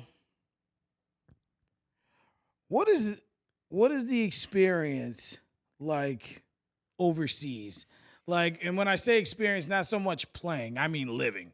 Like, because now you've seen different different countries. It's a good question because the Appreciate it. playing part, bro, is the fucking easiest part. Yeah. Playing, like going to practice every day, that shit is so easy, bro. Like you playing basketball, like, and I love playing basketball. So Right. that's just easy, bro. It's the living part that's hard. So like first year in Bosnia, like I said, get off the plane. Matter of fact, before I even made it to Bosnia, I had landed in Switzerland, and I didn't necessarily know like you had to have like SIM cards changed. Like you had to add a SIM card to your phone. So I get to Switzerland, I have no fucking data. Oh. So like I can't. My phone isn't working at working. all, and I was having trouble accessing the Wi-Fi because in order to access the Wi-Fi, you Need still SIM need card. some type of internet. If you have no data, you You can't need- access the internet. So I You landed. need internet to access internet. Yeah, bro. So I landed in Switzerland, and I was having a hard time like using my phone because I couldn't communicate to nobody that I landed and shit. So I'm like, I know my phone getting blown up. Like, I know your Like, flight what- landed. Where you at? But by God's grace, bro, there was this lady. She was from like Jersey, but she was going to Bosnia too. She was going to the same exact location. Oh, And I wow. ended up asking her for help, and she helped me the entire way. She helped me get my fucking phone, get data or get Wi-Fi on my phone. Yeah. She helped me get to the gate because all the signs was in German and Switzerland. You didn't have a clue. So I didn't know where the fuck I was going.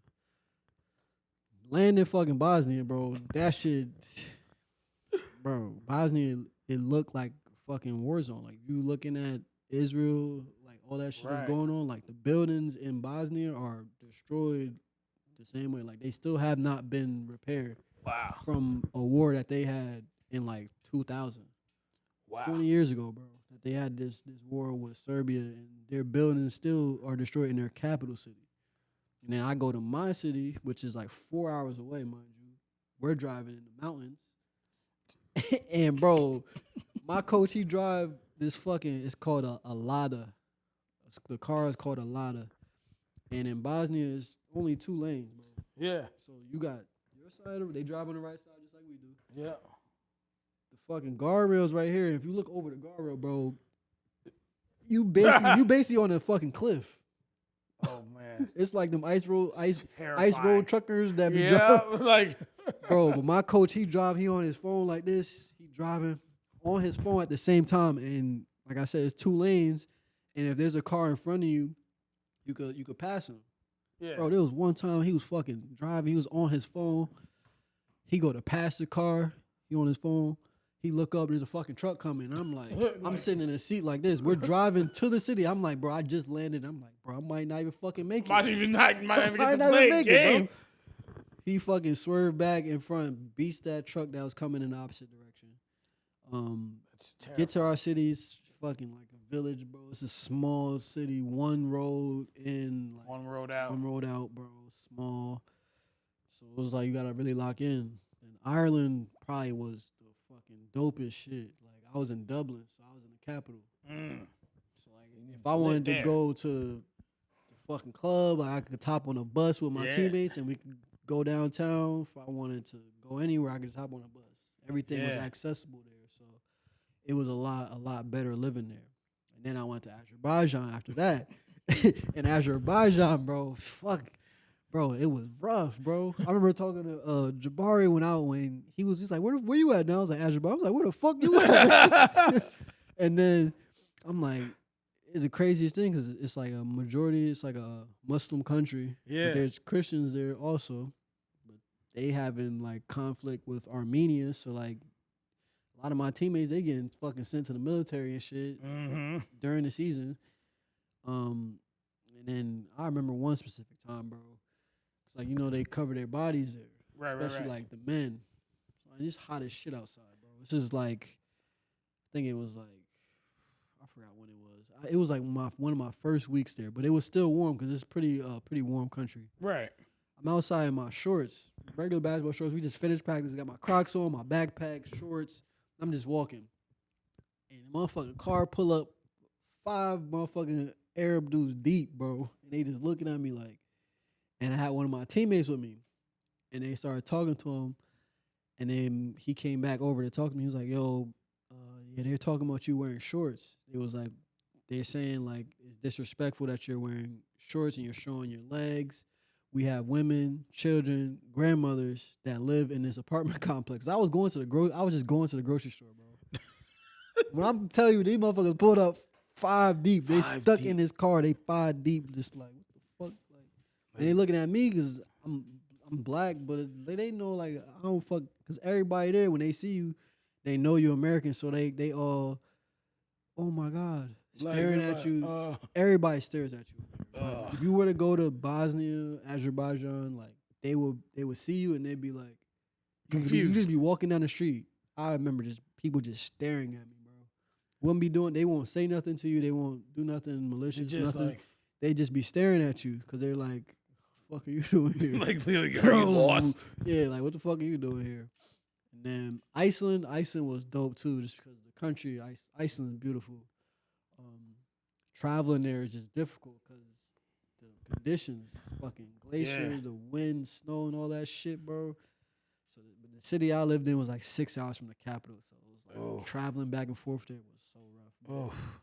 But yeah, bro, like living in Europe like is way different than America, bro. Wow. Everything from the food, the people, like just the mannerisms of the people, everything is totally different, bro. I've also heard that, okay, so when I worked at Nabisco, the people I worked with, one of the girls actually went to either Iceland, or Greenland. I don't remember. And they would say that the food, like let's say you went to like a seafood market. The seafood market would be behind or in front of like water.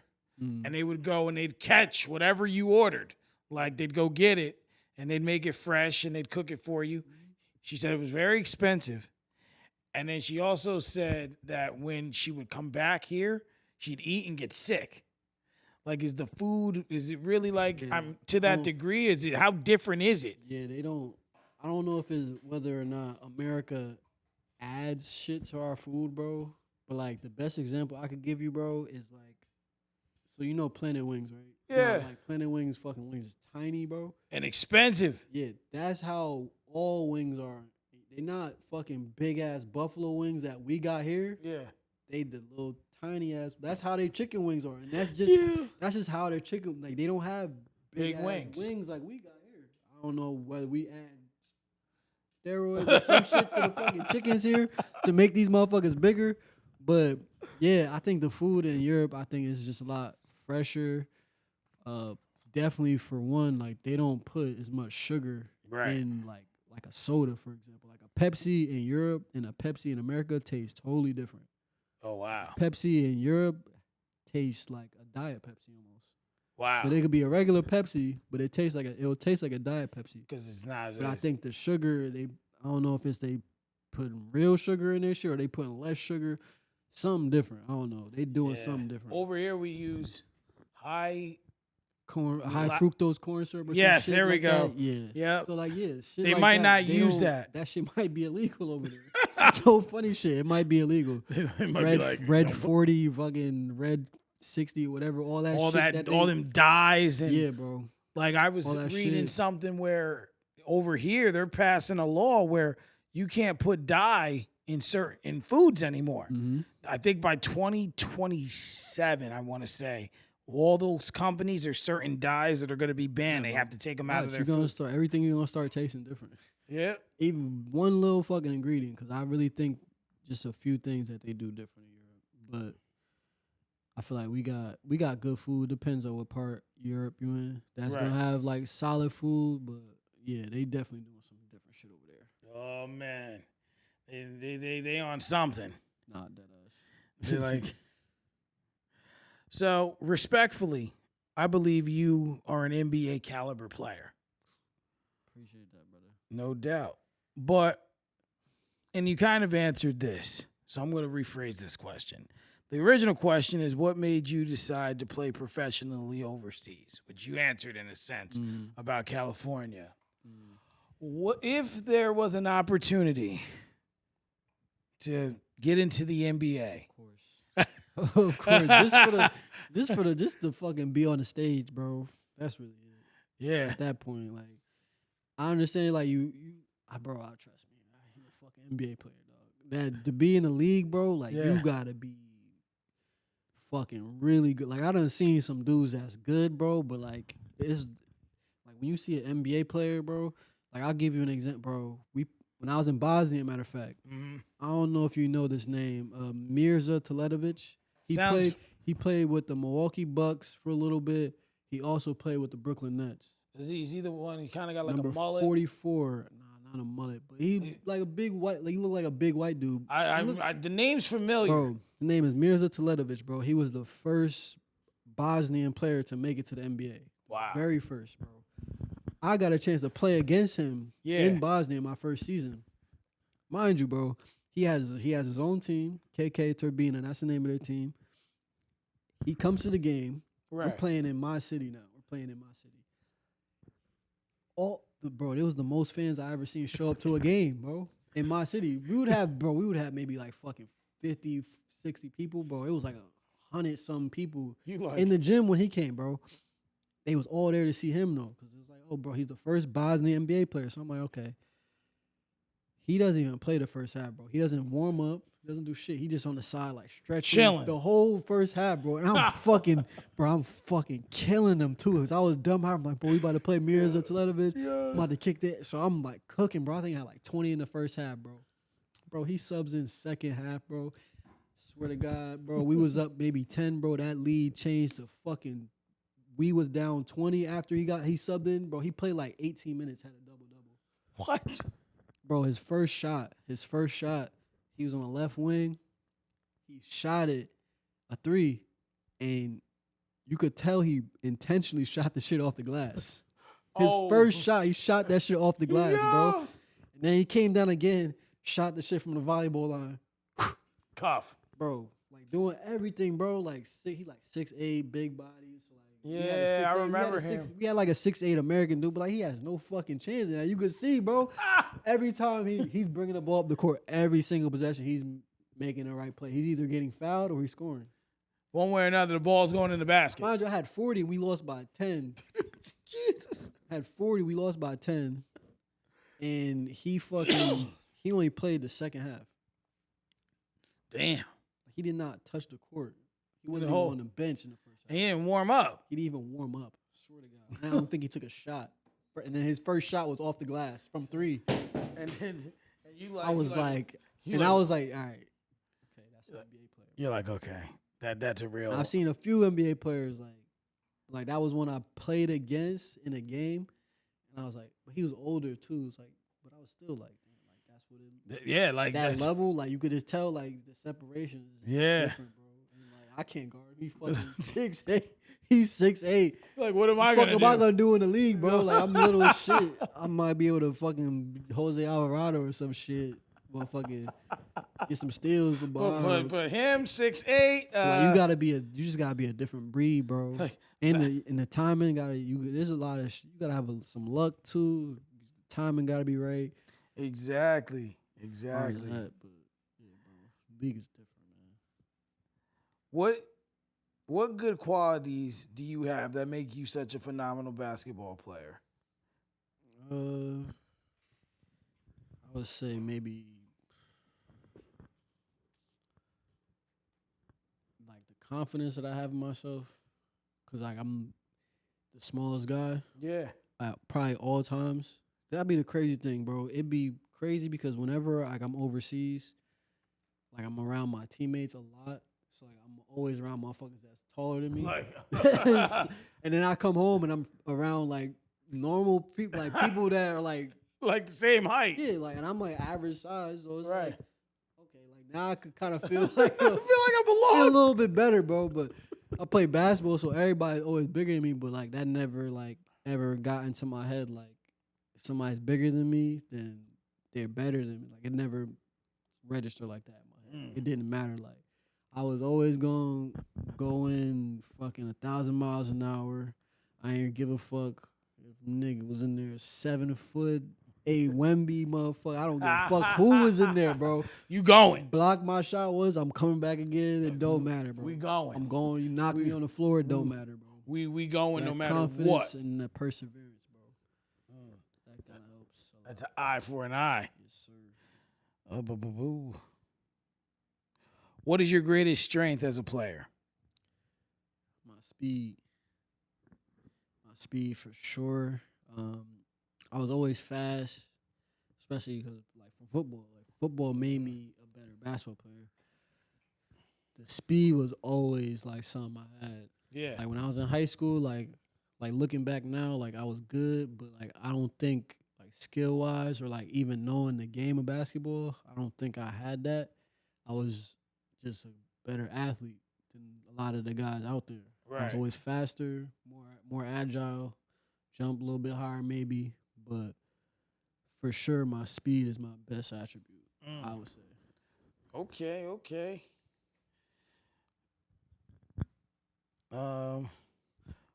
So what is your dieting like? Bro, I eat whatever the fuck I want. Bro, a lot of I'm getting older though. I'm starting to get older, bro. So like my knees be hurting, bro. So I'm like I gotta stretch, and I'm probably gonna get to that point where I gotta start dieting. But my body responds pretty well. Like I think I have like high metabolism or something, bro. Cause Right. I be eating whatever the fuck I want, bro. Well, And listen. I can't for some reason. There's been times like I've tried to put on weight like while I'm playing, and I play so much basketball, bro, that I don't put on weight. Like I stay around 155, 160. The most I probably weighed was like 165, and that was last year. But that was like when I came home and I wasn't hooping. Like Yeah. I was resting, so I was just eating and not working out and nothing like It's that. just like So it's that's like dead bro. weight. Yeah, bro. So Nah, it's I don't different when have you're. I don't have a diet at all, bro. Well, you're I don't not. have that You're not shit. 30 yet, so Bro, I'm almost there, dog. listen, bro. I'm almost to 40. I know you my brother age, bro. That motherfucker Almost. to 40. Well, Mike got a couple years on me. I just turned Mike 37. about to be 39 in August. Yeah, so So he's next year's the big 4-0 for him. That means I'm gonna be fucking 30, bro. Fuck. Shit is crazy. Oh man, he said I just. Time be flying, bro. What are some of the things you like to do during the off season or in between seasons? Bro, it'd be the same, bro. I chill with my girl, work out, spend time with my family, bro. That really be because I miss so much time away from home that like I just like to spend it with my loved ones. Yeah. See my friends, stuff like that. But nah, bro. I be liking to do this shit slow and easy, bro. I don't be liking to come home like I'm about to be out. Nope. You just chilling. I'll be chilling, bro. I'm already knowing like as soon as I get home, I gotta start getting ready for summer balls. Yeah. Summer hoops and shit. So when you're overseas, your girl, does she go with you? She's been there one time. She came to when I was in Dublin, Okay. Ireland. So she came and visited me there. Oh, so but she doesn't go with you. Nah, I mean, bro, no. There's some places, bro. Like I said, it's not like we make the most fucking money when I'm going over there. So Yeah. it's expensive to even travel to some of these countries. right. But like to be in fucking like Bosnia, bro, like Yeah. to be in Azerbaijan, These places we've never I'm heard already of knowing, bro. to the audience. I'm already knowing, bro. That shit ain't going. We're not gonna be able to do nothing. Yeah. There's nothing to do. Mostly some of these places, like when I was in Dublin, there was mad shit to do, bro. We Right. could go downtown, go to bars, have fun, whatever the case may be. But Iceland, Nothing. nothing to do, bro. I'm in the middle of nowhere. Cold. Azerbaijan, it's a big city, but it's kind of like Nothing. weird here, bro. And like you got people staring at you so it's like I don't want to do all that shit. And then Bosnia, fuck no. Yeah, no. Shit to do. Nothing. Ugh. Absolutely nothing, bro. Absolutely nothing to do. Just bro. like, this is boring. Bored Like, as fuck. Yeah, like, why are you gonna waste the time? You gonna come, you gonna be Just- chilling inside the house. we do Might the as well same wait to thing do we that do this at summer. home. Exactly. You might as well And wait to do that in you summer. spending all this money just to do something we do anyway. Like, Exactly, bro. Exactly. how, and I would assume you handle this the same way, but I'm going to ask it. What about negative media talk? How do you handle that? Have I ever dealt with anything like that? I definitely have. I really don't give a fuck. To be honest with you. Well, this is the I honest remember. hour. I remember one. I can remember one time, bro. Matter of fact, yeah, it was in college, bro. We had just lost in the conference term. We lost in the first round, bro. We got smacked by UC Santa Barbara, and our fucking school newspaper gonna put me and my teammate fucking front page, and like I got like the towel over my face because like I'm like fucking crying and shit because like we fucking got smacked. It was mad embarrassing, and then. I forgot what the fucking headline said, bro. It said some wild shit. And the person that wrote it, I knew the dude. Because he had like, I just remember seeing him around like when they used to do videos and shit of us. Yeah, So yeah. like, I recognized him. I'm like, what the fuck? He wrote this article? He's like, this motherfucker. So I recorded a video, bro. I had the newspaper out. Yeah. Instagram story. And I fucking threw that shit in the trash in the video. That was probably the one time I was like, yeah, fuck that motherfucker. Like, I was feeling defiant and shit. But as far as like media and shit, like, bro, I feel like they have a place in the game because if it wasn't for the media, a lot of these dudes wouldn't be making the millions of dollars they're making. Mhm. So they got to be kind of careful on how they speak to like the Stephen A. Smiths of the world, bro, because Right. the Stephen A. Smiths, the Skip Baylesses of the world, they make the game more entertaining to watch for like the casual fan. Right. Somebody that doesn't necessarily know the ins and outs of basketball can watch a Skip Bayless take or watch a Stephen A. Smith take, and they'll kind of be able to grasp it better Right. than if you got fucking Gilbert Arenas and he's breaking this shit down to a T Yeah, and talking about and talking each about piece. all the intricacies in the game, and most people probably don't know what the fuck he's talking about. Someone like you, yeah, you know, like Marcus, he's using myself, someone who yeah, watches. he's using or some plays. terminology, just like, oh, like what does that mean? What is icing? What is double team? Like, I might not know certain shit, bro. Right. So it's like I think the media is important because, like I said, they make it more entertaining for the casual fans, and they bring more people. Absolutely. And that's the idea, of being a media platform. Yeah, is to exactly, bring bro. attention to Exactly. whomever's being spoken to or about. Yep. Tell me about a significant achievement you've accomplished to this point in your career. I mean, there's a few. I would say definitely completing every single season in Europe, every single season that I complete, start to finish, because sometimes people get cut. Like you can get cut, you can get cut while you're playing well. Like, you could be playing good, but the team might just feel like, we want to go with this guy because we know him. He played for us last year. We're comfortable with him. You're doing well though. You killed. You had 30 to 40 the first game, but you're out of here. It could go like that. It could literally, it happens. Cutthroat. Shit happens overnight, bro. It's cutthroat. It could go for you or against you, bro. It's cutthroat. Hell yeah, bro. So it's like every season that I complete, bro, start to finish, I see that as an accomplishment to me. All right, to be able to complete that, because not get cut, not get hurt. Not get cut, not get hurt, and just being able to mentally stay locked in the entire time and not feel like there's been moments where like I'm like, fuck, I can't do this shit. Like I feel like that's always an accomplishment to me. And how many games is in a season? Every league is different. So like most of like the lower tier leagues in Europe, they play one game a week, and that could last for 7-8 months. So I would say 20, 21 before the playoffs. Okay. If you go to the playoffs, you probably play like 30 games. But if you start going like the higher up you go, you start playing fucking 2 in a week, and that shit get crazy. Yeah. Mexico, I think they play back-to-back days. Oh boy. So you'll play like a fucking Friday and a Saturday every weekend. And you're like, yes. Some fucking places they play fucking 5 games, bro. Like you go to like China, they might have like there's some shit called wild ball in China.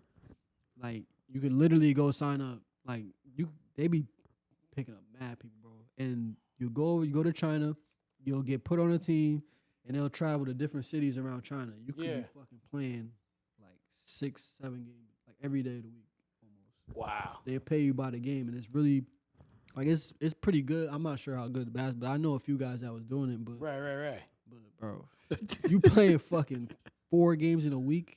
That's a lot of games. Insane, bro. That is on your body, bro. That's and if if 2 of those games are back to back, just kill yourself, bro. Your body's gonna be fucking killing you. Like if they give you some fuck shit, like you play Monday, right? And then let's just say it's Monday to Sunday, right? You play Monday, then you play Thursday, then they're like, you gotta play Saturday, Sunday. Yeah, that's now you in a new week and you play. It'll be like that, bro. It'll be like that. But Europe is kind of a little structured. Every place is structured differently. Yeah. But most of it is like 1 game a week, 2 games a week in Europe. Absolutely. So that shit is easy. So I also want to talk about a little bit about, as I said in the beginning of the show, you're also one of the producers and editors of this beautiful network. You'll be editing this episode, I'm sure. For sure, me. No, I'm editing this one. Got to. I want to talk about how you and Bari had, made this connection and how you became a part of the team. I remember the fucking day. Bari be trying to tell this story, but he be fucking forgetting how the shit went. But it was last summer. I think it was like around May-ish, April. And I had seen him on Instagram. A few days before, but he was doing like videos, and like the style and the script was like Wallow. Yeah. And I was like, oh, bro, I see the vision. I was like, I'm fucking with it. I was like, bro, if you need anything, like I could edit, cause like when it was during COVID, me, him, and Slink, we like had tried to start a podcast originally. And I was the one editing it. At that time, I didn't really have the hardware to do it, so like it didn't end up working out. But I still had the knowledge, and I was an editor in high school GBTV. It was like a class I used to take. So I was like, yo, Barry, like I see the vision. I'm fucking with it, bro. If you need anything, like just let me know, bro. I can help. Right. I can edit. And he did not waste no time to take me on that fucking offer. As soon as you put it in Soon the as chat. oh, don't forget, I got some work for your ass to do, nigga. That's how he sound too. He was like, I got some work for your ass. And I was like, shit, say less, bro. I'll start right now. What you mean, bro? And then motherfucker dropped off a PC, fucking monitor. Next thing you know, Oh, damn. I'm like, God damn, I wasn't expecting to get. Well, I'm like, he dropped this whole shit. I was like, damn, but I was like, fucking, bro. I was fucking with the opportunity to do something different, bro. Like, right. you know, I was working at the time with like a DAP as like a direct support professional for a little bit last summer, and it was just like mentally, like that shit can be a lot, bro. Yeah, a lot of energy, a lot of drain. Yeah, bro. So I started editing, bro, and that just became something that I was doing on the side. Oh, okay. So, and now I was just like, bro, I'm starting to get better at this shit. And then he was like, bro, we about to start ramping up. And I was like, bro, let's do it, bro. We here, bro. And then here we are, brother. You know, I always say we wouldn't be where we are without you. I know you more of the forefront for your playing, but you deserve acknowledgement for what you do behind the scenes for this network. That's why when you be like, listen, man, I can't get this episode done. You know, I got a game. Does it? Nah, bro, that'd be the worst part, bro, because I'll be like, fuck, bro. I'll be like, because that was the only fucked up part about playing the Iceland. It was so we had home, away, home, away, home, away, home, away, home, away. Right. Every single game. So when we had away games, we had to drive like 6 hours plus every single time. 6 there, 6 back. 6 there, 6 back, bro. So we would drive the same day as the game, 6 hours. So we was waking up at like 8 a.m. So it was like most of the time I'm editing, it would be like late at night. Yeah. So I'll be going to bed late, waking up fucking 12 and going to practice. We had practice at like 5, 6. So it was like, oh, I could stay up, edit all night, knock this shit out, Right. export, upload. By the time I'm going to practice, the shit is already in the. But every time we would have a game, I had to fucking travel 6 hours, and we had to wake up dumb early because we live so fucking far. So yeah, that would be the only struggle. But I was more so when I used to be like, yo, bro, I can't get this shit. I'd be like, fuck, man, I can't get this shit. I hope motherfuckers ain't gonna be mad. I hope motherfuckers not gonna be pissed. Like, dog, you need to step your shit up, because I took it like serious. Like I wanted to meet deadlines. Like, right. I was always like, yo, I need to meet the deadline. Yeah. Every single time. Yeah, the only thing that it gets me is sometimes when that happens, like I will put a date on it because that's the date we would do, and then people start looking, and then once like one day, whatever, once we get to 2, 3, so that's why now I've changed it to the week of this, so that way it's not like okay, and then I can say okay, it's gonna be out Thursday. Yeah, you know, facts. that way there's no. You know, I know because then I shoot a text. Hey, guys. I be waiting for Barry to say that shit. I be like, Barry, you ready though? Because motherfucker, it's Monday and I ain't see no files hit the WeTransfer yet, motherfucker.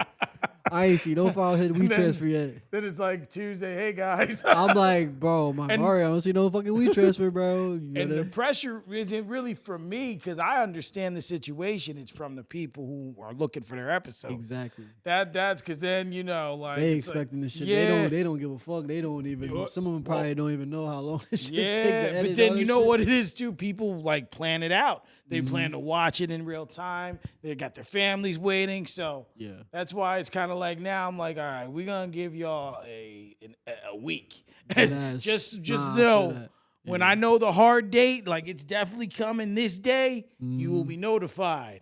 Facts. You know, that way you can say, okay, this is when it's coming. You know, but I appreciate all you do behind the scenes. Facts, for sure. Got you, man. So, in what ways do you set goals for yourself? I'm not necessarily like a person that like writes down shit. I really should, I feel like, but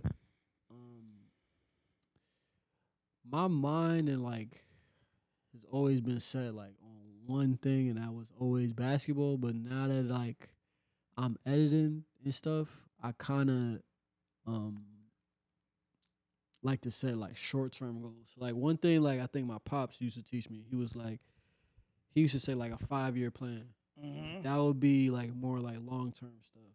But it's like your 5-year plan is only half of like let's say a 10-year plan. Like where do Right. you see yourself in 10 years? Like I see myself like when I was 18 graduating high school. Like 5-year plan was I want to be a Division I basketball player. Yeah. And I would either be my maybe 5 years would be my sophomore year, whatever. But I was like, at 5 years, I wanted to be a Division I basketball player, and that's how I used to structure where I wanted. So like now I'm at that point where it's like I'm at that like 5-year point where I feel like okay, maybe this could be the year where my career finally takes off playing basketball because this is that 5th year. Yeah. I did 4 years. Bosnia, Ireland, Azerbaijan, Iceland. Now I'm about to go to my 5th year. Now Yeah. it's like this is that 5th point that my pops fucking used to tell me all the time. What's your 5-year plan? Yeah. All this and that. And it's like, okay, maybe this is That time. I'm at that point where it's like a turning point almost, or like I'm not sure what word I'm looking for, but it's like shit is gonna start. I know tables is yeah. turning, like just shit might start happening for the better. Yeah, I mean, that's what I did at 35. My goal is to not have to drive a truck by 40. That's my goal. By the time I turn 40, I don't want to have to. Now, I might be in a position that if I'm still working where I am, I might be like, dang, the money's good. And I can't take off. I could stuff's doing good, but I can still use this. Like if I want to continue driving, cool, whatever. But, someone call me tomorrow and say, listen, man, we're going to offer you 6 figures to talk. You best believe. Hey, you fucking best better, too. believe. You Like, fucking right. I was talking to Bari a couple weeks ago. I was like, listen, man, I've been poached about moving the show from here to somewhere else. But if you and him ain't coming, that's, a conversation that's part of the deal, right? So, it's about building community and team, right? But then I said to him, I'm like, but I ain't gonna lie to you, bro. Someone offered me $1 million. I mean, we gonna have to fucking talk. better take this shit. He goes, I'll be mad as hell if you Yeah, didn't. that's all I'm saying. I'm like, nigga, you better take that shit. What the fuck you doing here? I take that money and be like, all right, guys, I got something for us. Exactly. You better put us the fuck on when you take that $1 million. Like, come on, guys. I got Put us something. the fuck on. Get that $1 million and put the guys on. That's the key. I don't even need that much. Motherfucker, I want to be a million. Bro, you don't need that much, bro. You 6 figures, you be comfortable. Get your little house, bro. Someone even give me $100K. I'm like, I'm taking that. It's too that's so much money, bro. Like I just want to be able to live. That's the thing. That's where I'm at now too. Like It I ain't don't- on the, Like I said, someone offer millions, you best believe Fucking taking your boy that shit. taking it. Yes. But if they don't, that shit just come with a million problems. I know that. like I said, Big Sean's one of my favorite rappers. He has a song called A Million Pieces.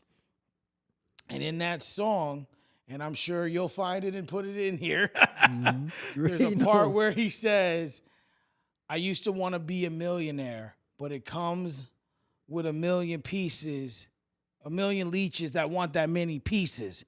And then he goes on and says, lawyers, taxes, state taxes, fees, damages. I always forget because he lists like making that 11 time. different things.